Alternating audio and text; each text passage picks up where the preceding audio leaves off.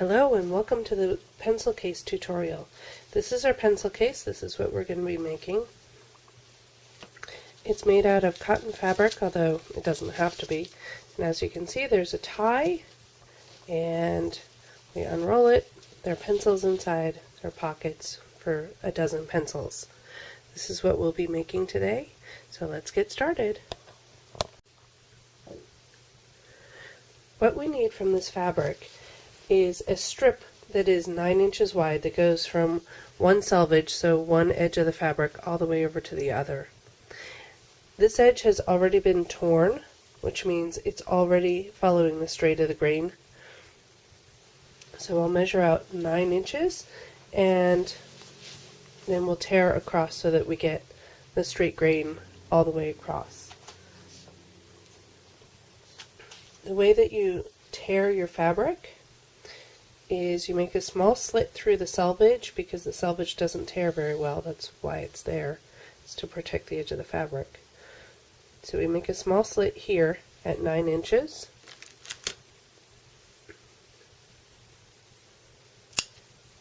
And then we can tear all the way across to the other selvage.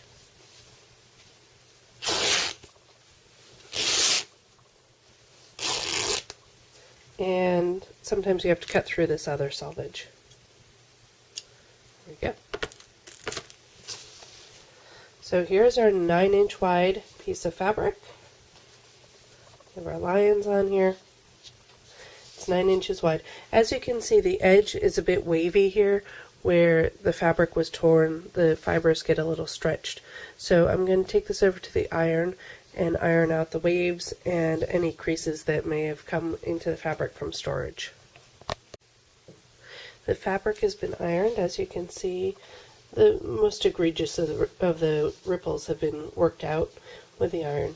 What we're going to do next is fold this over so that we get a piece that is 13 inches when folded over. I generally recommend folding it over actually by a little bit more than 13 inches, so 13 and a half to 14 inches.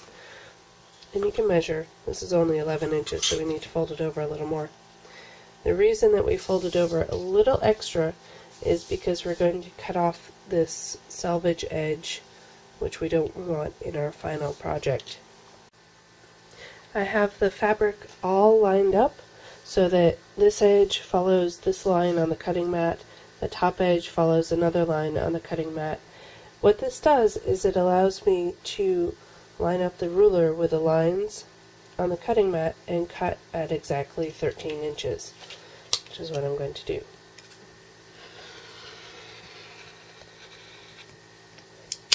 So we've cut off the selvage. We'll get rid of that. And we have this piece, which in the web tutorial is called piece A. It's a piece that when we open it up, looks like I might need a new rotary blade here.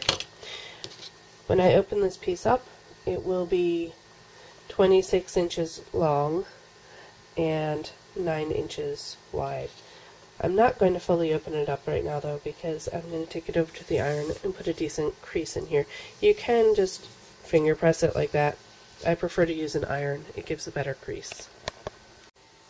The next piece we're going to cut is for the pocket. And again, it should be 13 inches wide, and it's still the same 9 inches from top to bottom.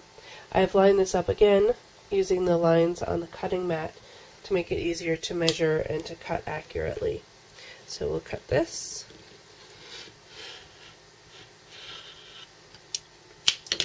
And this piece will get folded over. Oh dear, really do need a new cutting blade, huh? So this piece will get folded over and pressed, and this will become our pocket. So just a quick recap.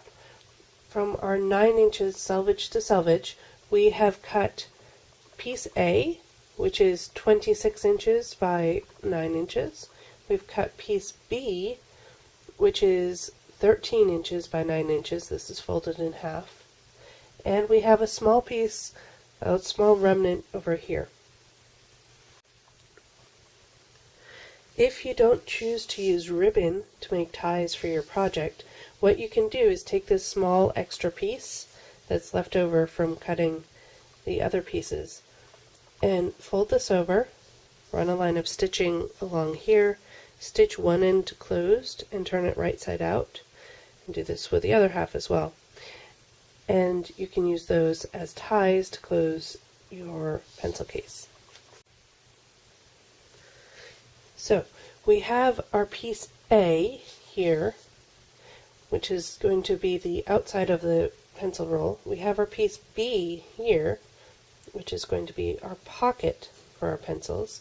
And as you can see, I'm lining up the edge of piece B in the crease of piece A. And we have our ribbon. Our ribbon is going to get tucked right into here and pinned. I like to pin fairly far back from the edge so that when this is all folded over and I'm running the sewing machine along here to stitch this all together, I can go past the pin without sewing over the pin. I'm also going to stick one more pin in here just to hold this in place while we close up the sandwich. So again, piece A, piece B, and the ribbon to hold everything together. We close the sandwich, line up all the edges, and pin. Just one note, when you're stitching, you need to leave an opening to turn the work to the right side out. When I do that, I like to mark my opening by putting the pins in this way so that I know where my starting point and stopping point are. It just makes it easier when I'm sewing. Okay, so this has been stitched. You can see I started and stopped at my pins, and this is our opening for turning. The next thing that we need to do is we need to trim these corners so that there's less bulk in the corners when we turn them. Otherwise you'd have lots of layers of fabric in the corners, which makes them kind of lumpy. And really, who wants lumpy corners? This is especially important down here on the bottom where the pocket is, because up at the top there are only 2 layers of fabric. Down here there are 4 layers of fabric for the folded pocket. We'll pull the pins, turn our work, and then come back and talk about it later. So the pins are pulled. I'll turn the work here. We have our turning opening, and you do want to watch out for the pins that are in there inside, the ones that we use to secure the ribbon, like this one, and I'd put a second pin in just to keep the pocket in place as well. You can use the ribbon to kind of help you pull this out if you need to. One of the things that can be helpful in pushing out the corners is a stick. So this is a dowel. A chopstick also works really, really well for this. For some of these last stubborn bits of corner, I will sometimes use a pin to pry out the corners, which can be helpful for getting them just that little bit more square. It's not absolutely necessary, but it's a nice finishing detail. So I've turned this and pressed it, and my corners are all popped out. Pressing it isn't strictly necessary, but it just makes things look prettier. And when you go to top stitch, it's a good idea to have things exactly where you want them. I've pinned my turning hole closed.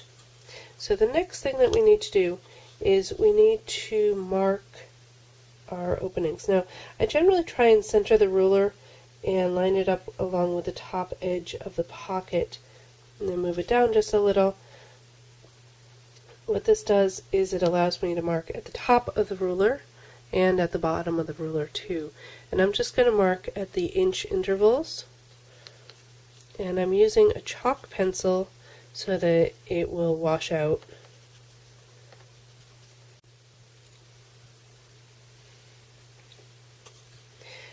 So now that I have these marked, what I'll do is I'll take my ruler and draw guidelines. And for me, the most important thing is that the guidelines are perpendicular to the top of the pocket.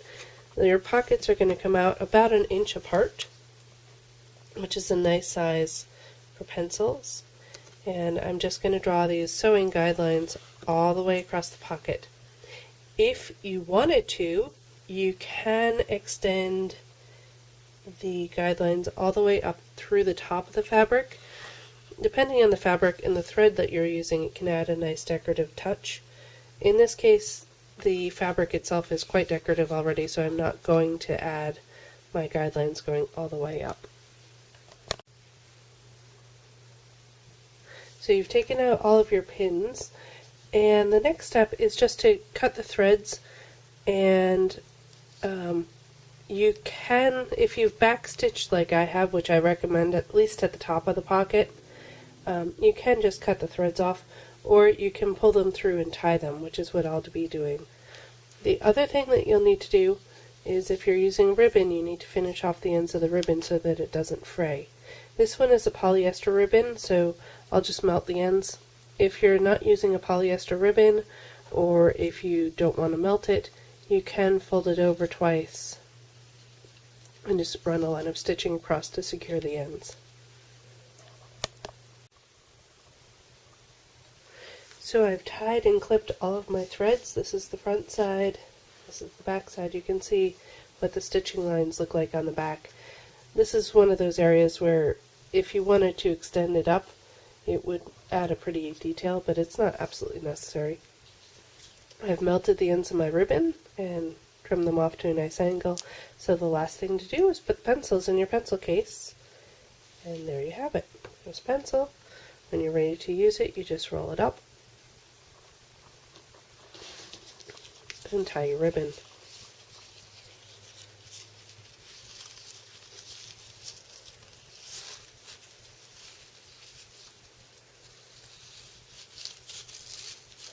And there you have a brand new pencil case. Thanks for watching. If you've enjoyed this, please follow me, and we'll see you for the next video.